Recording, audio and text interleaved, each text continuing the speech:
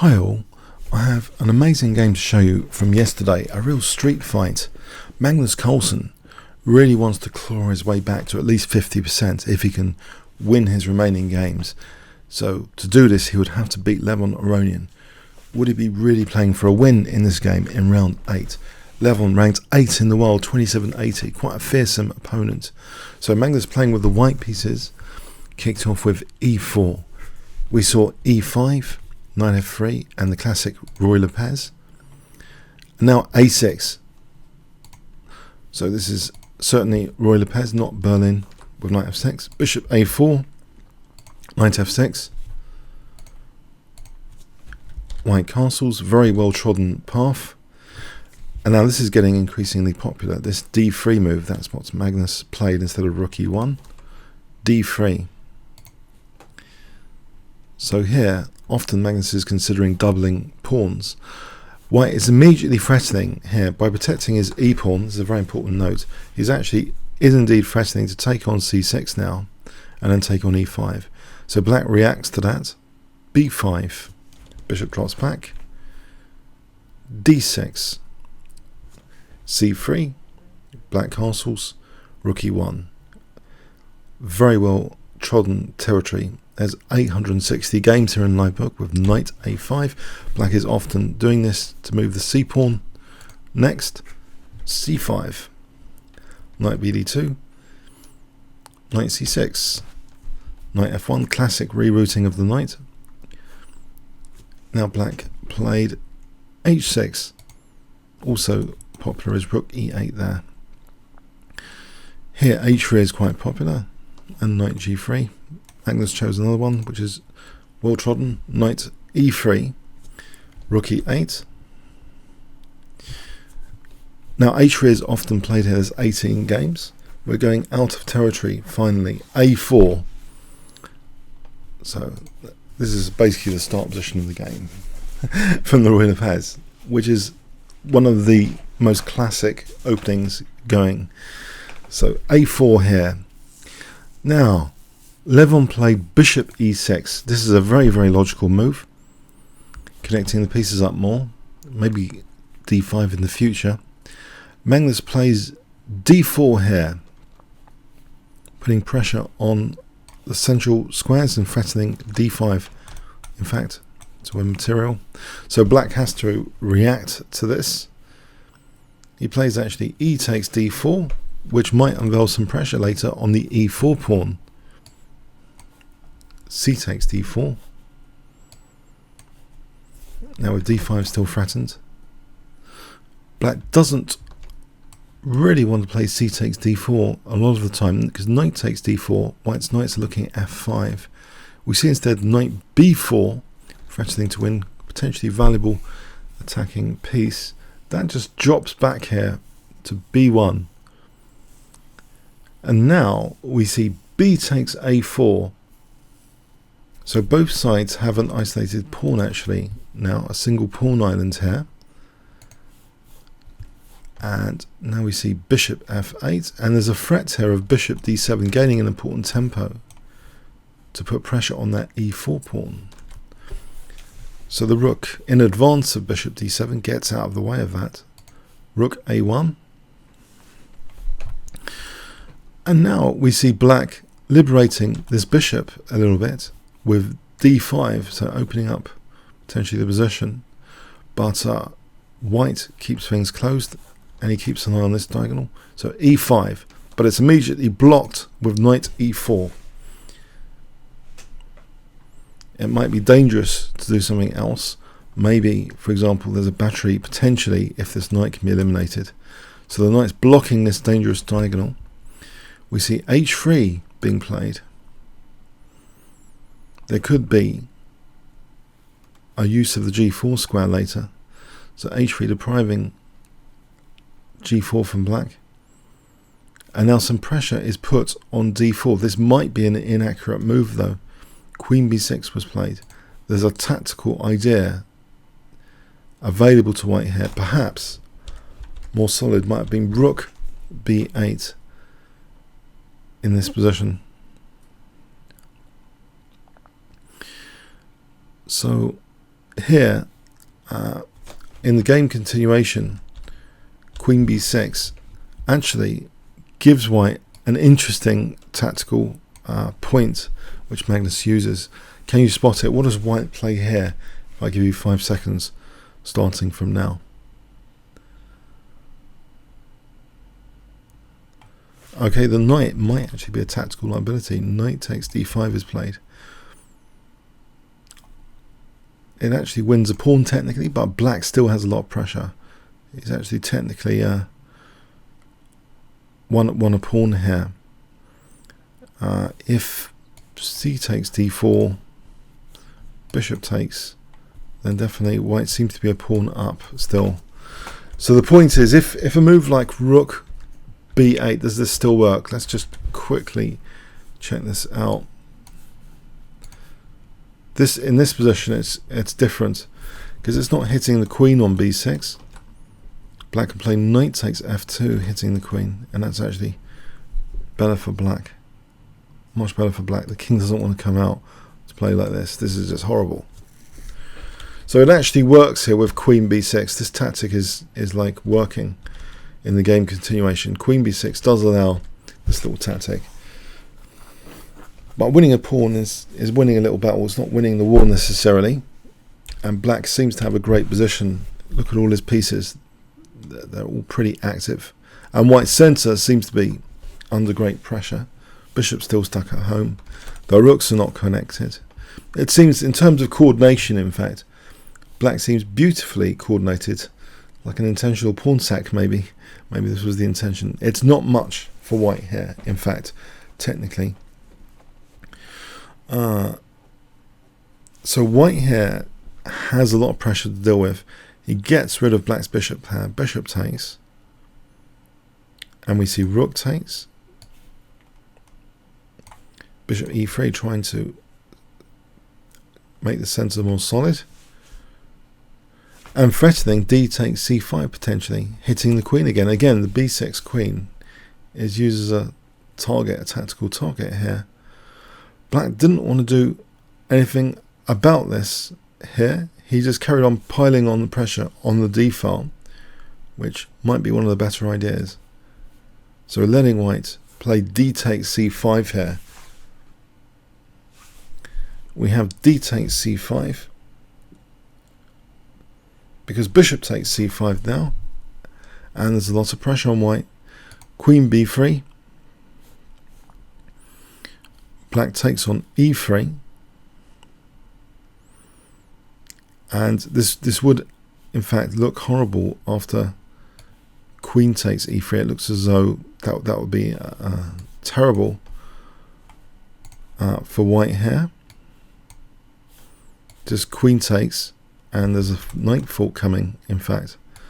So white's virtually forced to stand guard of c2 here with the queen. He plays actually rook takes e3, maintaining a tiny technical advantage, even though it's like a pawn up. But black's got domination now of this d file. So all throughout the game, black's pieces have been pretty good, pretty impressive. So a5 is played. How does white create any weaknesses? I think this is a moment of genius here, practical genius. White's extra pawn doesn't really mean much in this position at the moment. Black controls that d file. It's like in football having possession. Black has the possession here, that important d file. Magnus plays a very, very practical move which has deep tactical implications later. Can you guess what Magnus plays? In fact, it's definitely not an engine type move. It's a move which generates practical opportunities. If I give you 5 seconds, starting from now, what would you play here?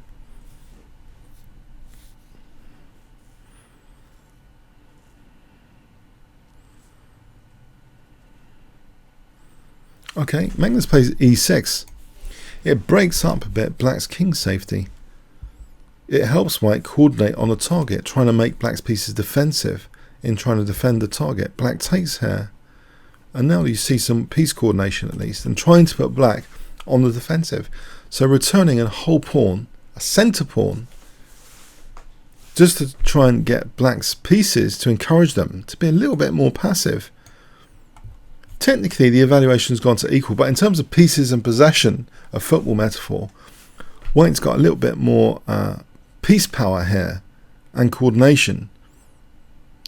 If white didn't do that, I mean, what if white didn't do that? If he played a move like, let's just say a building up move like this, you know, black could just blockade and say, well, what are you doing now? What is white doing now? Black has the control of the d file. There's no knight d4. There's no way of kicking the blockade, it seems. This looks like very much a fortress, in fact. So, you know, Magnus has avoided this fortress and created some kingside weaknesses, improved his piece coordination, and also, you know, these diagonals now, if you look at this after f takes, this diagonal is slightly weaker, this diagonal is slightly weaker, and the rooks are doubling. So a defensive move from black, rook c1, and this is very interesting now. Perhaps black should have played rook d3. Maybe it's a little bit scary to play rook d3,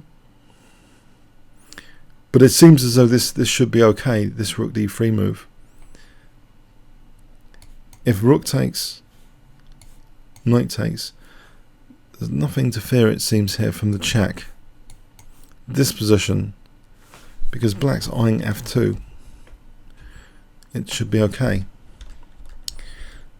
So yeah, black was in great shape here. It's not as if e6 had swayed the position, you know, in white's favour or anything. You know, black's still in good shape using that d file. The possession of d file with rook d3 seems good, but black didn't play rook d3. He played actually knight d3, which may be a bit more ambitious here. And now the check actually is quite interesting after king h7. Remember I mentioned these two diagonals? Well, this next move is very, very nifty, using this one, in fact, this weakened diagonal. You know, that pawn dragged away from here. These diagonals slightly weakened with that pawn sack earlier, but here in this position, white has a very nifty move for this diagonal. Can you see what Magnus played? If I give you 5 seconds.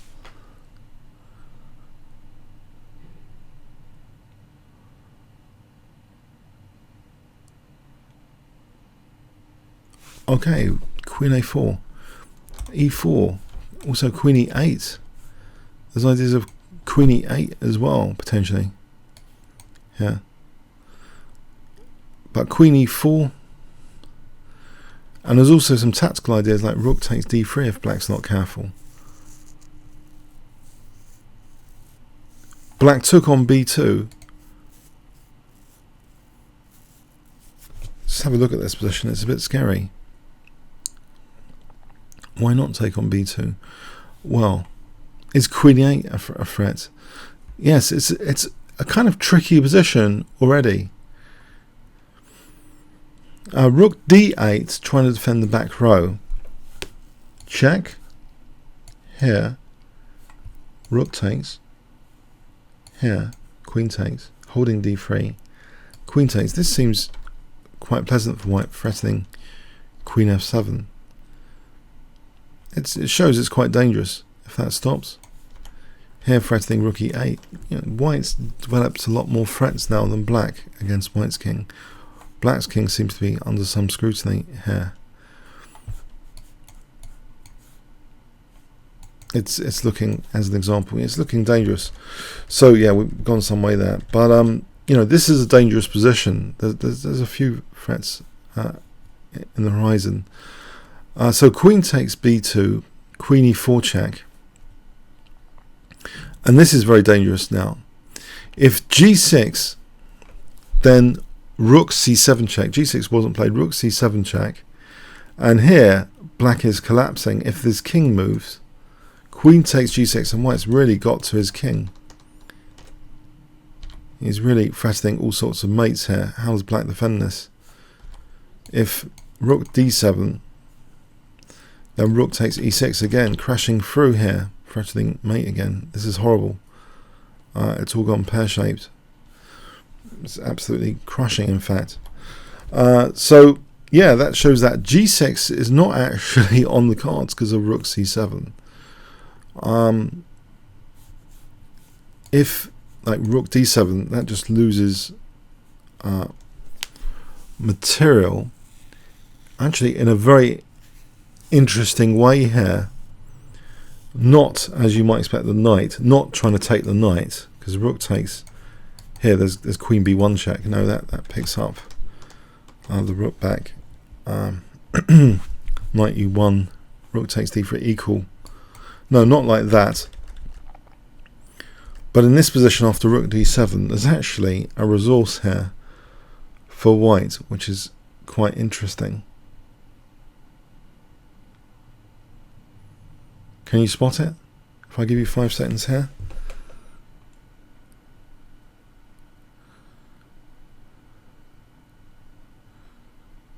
Okay, Queen takes D5. Wow. If E takes D5, then 2 rooks for the Queen is pretty good. And if the King moves back, then it's mate time. So the Queen actually has to sacrifice herself, leaving white a rook up. The alternative here, so this is on G6, the alternative here is Queen takes F2, but the King goes to H2. And again, this is big trouble. If takes, then Rook takes, that mating thing. If Rook takes here, Queen takes, so white's just one apiece. So yeah, it seems as though after Queen E4 check, G6 is not possible. It really isn't. Rook C7 check, Rook D7 is not adequate, nor is a king move. So yeah, unfortunately, this embarrassing move, Rook F5, has to be played, where it seems G4 is always a concern now. But can it be played now? Black is looking at F2. No, Magnus played a fantastic move here to try and make sure G4 is playable. He actually played King H2. If he plays G4 straight away, or Knight H4 might be another way, then it's going to be a disaster, surely. Yes, Queen takes F2, and we can just take this, not take this knight yet. We can play Queen F1 check here. And now Knight F2, threatening mate and the Queen. So now G4 is a total disaster if played immediately. You can't allow Queen takes F2 there. So Magnus' move King H2 was played. Yeah, it looks a bit scary. Okay, G4's coming clearly, and there's also maybe an idea of Queen A8, by the way, in some lines as well. Let's look at Queen takes F2 here. Does it actually do anything? In this position, simply Rook takes D3 wins a piece. That's pretty clear cut. There's nothing going on there, it seems. So yeah, the Knight and G4 and Queen A8. These are a few of white's threats. Queen A8, Rook takes D3, G4 potentially. So black actually deals with the knight though, Knight F4. Okay, so there's a question. What about this Queen A8? Is that a problem for H8? If Queen A8, Knight G6, and yes, it's not such a brilliant position for white, although white might actually be better still tactically with Knight H4. This is quite interesting. This position. If knight takes, then this is good for white. With a check. Check. Check. And this is winning. So black's best here might be Queen takes F2. We have taking the exchange. Very complicated stuff, this game. And white's a little bit better. But even stronger Okay, after knight f4, even stronger in this position might be knight h4 here, just trying to win the exchange like this. And it looks really scary, this queen f2. But if queen takes f2, apparently it seems hitting h4 as well. White has rook g3, keeping that idea. And yes, it looks really scary, this position for white, but it appears as though this might be favourable for white. If say rook d1, there's a key move here, which means it's fantastic for white in this position. And possibly this is why, Magnus only had about a minute and a half. So knight h4, if it requires this level of calculation, white has a winning move in this position. It looks as though white's been threatened with the execution. Can you see what white can play in this position if I give you 5 seconds? Starting from now. You're about to face the execution. What do you do here?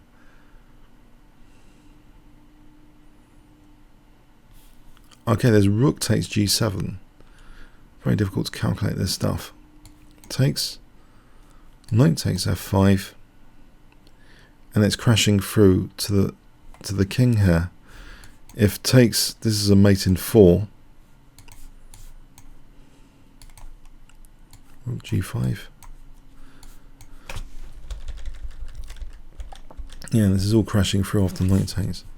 If king f7, yeah, black's king is, with precise play, black's king is more in trouble than white's king.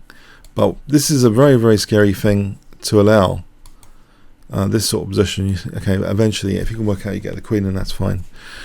But yeah, so knight h4 appears to be a winning move, but it puts white's king in apparently mortal danger after queen takes f2, hitting the knight. Yeah, because if knight takes f5, that's another possibility.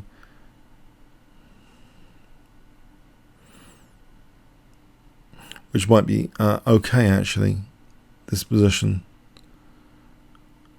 This is okay, this is more simple, actually. After queen takes f2, rook g3, although the strongest, might actually be more simple to play knight takes f5. E takes f5. But again, some complexity here needs to be calculated. White should be okay here with very careful play. Not queen takes f5 because of rook g6, and that black's fine. But something like rook c2, this is okay for white. So again, white's up in material. But yeah, so knight h4 is a little bit on the tricky side to play for these various reasons. It's a little bit on the tricky side. So Magnus actually, yeah, he only had a minute and a half here apparently.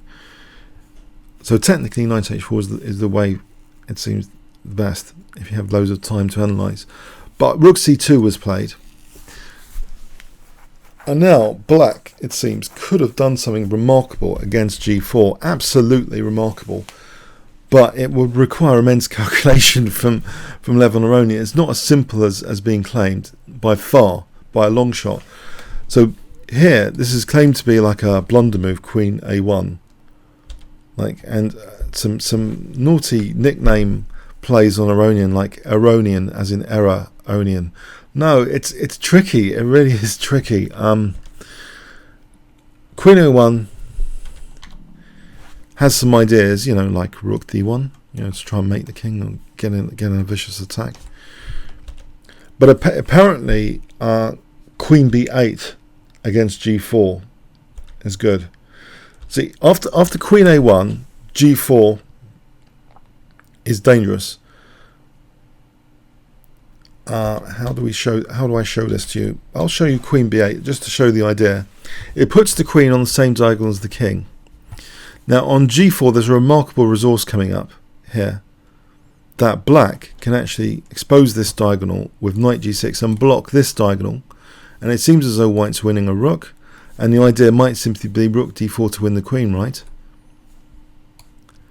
Well, this is actually magnificently refuted here, this idea of winning the queen. Can you see what white can play in this position? If I give you 5 seconds, starting from now.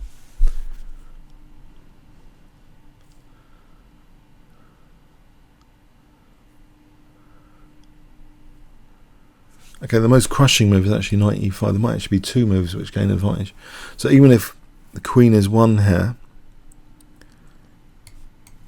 f takes g6 check, white is getting loads of material for the queen. Yeah. But also, in fact, king g1, even like taking this queen, is actually not such a big deal. Yeah, rook takes e4. Again, this is also similar, because actually check doesn't win a rook because of knight e1. It's 2 rooks and a knight against the queen. So queen b8 seems to be a magnificent resource, which does seem to work quite adequately, it seems, against g4. But for reasons I haven't shown you yet, because so far it just loses, right? The point is here, in this position, black doesn't play rook d4 check.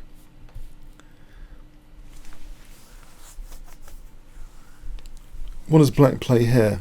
And this is really tricky. If Aronian had to calculate this particular position, where there's 2 refutations of rook d4, what does black actually play here, which is amazing? If I give you 5 seconds starting from now, black to play, it's not rook d4. We've seen that's been refuted.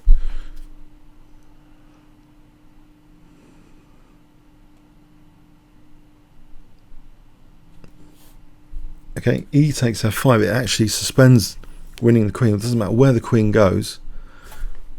This discovered check is going to save white. You know, queen goes here, rook d8 check. The knight's covering e5, yeah. The queen can't go back to e5. Just take it. Where does the queen go? Queen takes f5. Rook f6 check. The knight's going to execute the queen here. If the queen e5, knight takes e5. So this move here, rook c6 check. And we're going to take the queen with advantage next. Where does the queen go? Queen a4 again. Discover check here. Rook d4 check. We're going to take the queen. Doesn't matter where the queen goes. The discovered check is winning the queen. It's a remarkable resource. E takes f5. So this move, e takes f5, makes the queen b8 work. I think it requires some good calculation, though, to find queen b8, yeah, against g4. But it's the move which might have saved Levon technically. So anyway, queen a1 was played, and now g4 is working. It's actually working. It looks as though also maybe this was designed against g4 because of this next move, which seems extremely dangerous. In fact, not rook d1. This doesn't do anything. So because white can just take here, it doesn't matter about check. King g3. How does the attack proceed here? Check. We can munch this. The attack is running out of fuel here. No, Levon's idea perhaps against g4 was this, to play queen f1. Now threatening mate, and also a mate in 2 with this as well, on h3 as well. So take that, Magnus, maybe. You want to play g4, win my rook? This is what you get. King's going to get mated, surely. Is it? Is it now? What defensive move did Magnus come up with? This is absolutely amazing. It's a street fight, this game. It's a total street fight. At first I was kind of reticent, should I cover this? Because Magnus has been having a bad tournament. The more I looked at this game, the more engrossing, the resources, the practical, the practicalities of the game, you're trying to keep control, coordination, piece pressure, king safety, king weaknesses, creating king weaknesses. It's all in the moves we've just seen. You know, in E6, bring that point. It's a massive street fight of attack and defense. And here, Magnus plays a fantastic defensive move in this position. So if I give you 5 seconds, what defensive move would you play here? You might want to pause the video, analyze for a bit, come back in a few minutes. What defensive move is available to white in this position? That's the question. 5 seconds starting from now.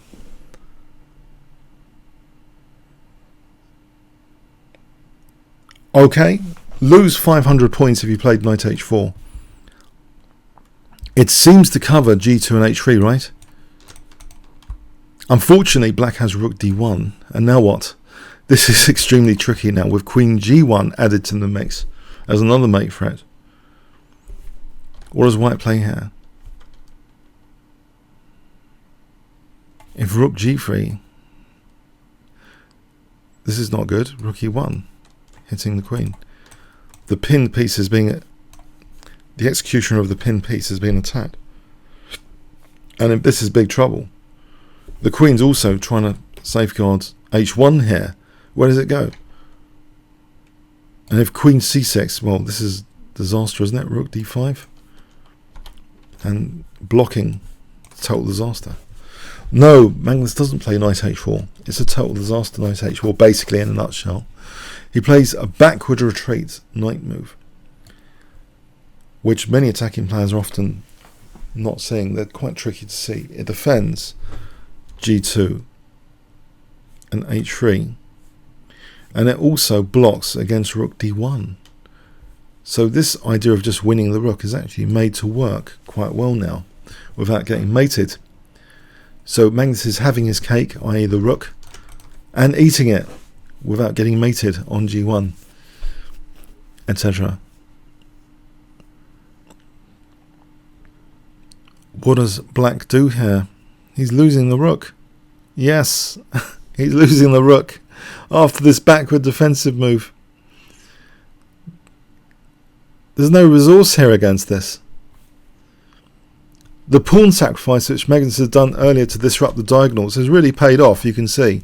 Who would have thought of that pawn sack? If he didn't do the pawn sack, it would have been blockaded. He wouldn't have had any of this stuff. This stuff does not happen by accident. This is a street fight. It has elements. If you analyse this game, how did white get this sort of position to have these opportunities? He broke up black's king safety earlier. He's winning material now with this vicious pin on this diagonal. That amazing queen move had got the queen on some dangerous diagonals here. So black played knight h5. Now this takes his rook. E takes f5. White can do quite a few things now. Just retreat the queen if he wants. He played queen c4. On move 40. And black now, he hasn't got anything. Queens are coming off as well. He's a rook down. He resigned here. A street fight, I can only say. It's a major street fight, this game. Yeah, a lot of resources, a lot of calculation may be needed. You know, queen b8, yeah, could have saved black maybe against this g4. But it requires that very cunning e takes f5 to have been found. Fantastic game behind the scenes. What's going on for both kings? You know, they were both getting it at each other's kings in many of the variations. Very exciting, I thought. Hope you did too and got something out of it. Comments or questions on YouTube. Thanks very much.